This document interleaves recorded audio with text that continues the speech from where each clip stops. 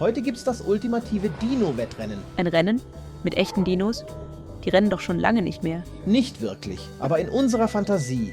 Vom langsamsten bis zum schnellsten. Bereit? Los geht's mit dem Tyrannosaurus Rex.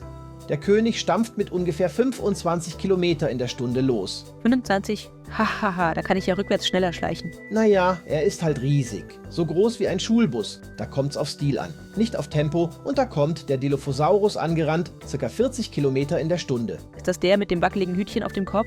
Genau. Sieht aus wie ein Dino mit Partylaune, aber rennt wie der Wind. Hihihihi. Jetzt sprintet der Velociraptor vorbei. 40 Kilometer in der Stunde. Blitzschnell und clever. Ein Dino-Ninja mit Federanzug. Der ist schnell und stylisch. Und mit seiner Sichelschneidekralle war der ganz schön gefürchtet. Dromaeosaurus ist dran.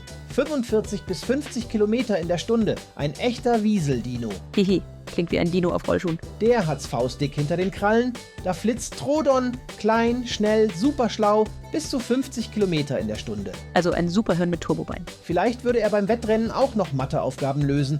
Haha.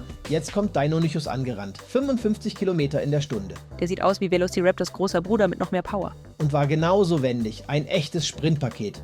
Da wuselt Compsognathus ins Ziel. 60 Kilometer in der Stunde. Hihihi, so klein wie ein Huhn, aber rennt wie ein Raketenkeks. Stell dir vor, der läuft über deinen Frühstückstisch und ist schon wieder weg. Jetzt rast Strutiomimus vorbei. 65 Kilometer in der Stunde der Dinostrauß. Lange Beine, dünner Körper, wie gemacht für den Langstreckenlauf. Der würde bei jedem Dino-Marathon ganz vorne mitmischen. Gallimimus galoppiert vorbei. 70 Kilometer in der Stunde. Der Star aus dem Dino-Film. Ich erinnere mich. Die rennen im Rudel, wie ein Dino-Blitzgewitter. Schnell, schlau, synchron, wow. Und jetzt der schnellste von allen, Ornithomimus. Auch 75 Kilometer in der Stunde, aber noch leichter und flinker. Der sah aus wie ein Vogel mit Turbo oder ein Strauß auf Espresso. Hahaha. Der würde im Parkhaus garantiert einen Strafzettel kassieren. Also Mau, was sagst du? Ich sag, klein gewinnt. Und ich bin ab jetzt der schnellste Sofaschnurrer der Welt. Und ich der schnellste Regenbogenreporter aller Zeiten. Dann nichts wie los. Aber nur, wenn es am Ziel Kekse gibt. Vielleicht sogar Dino-Kekse mit Schokoflecken. Ohne Brokkoli. Versprochen?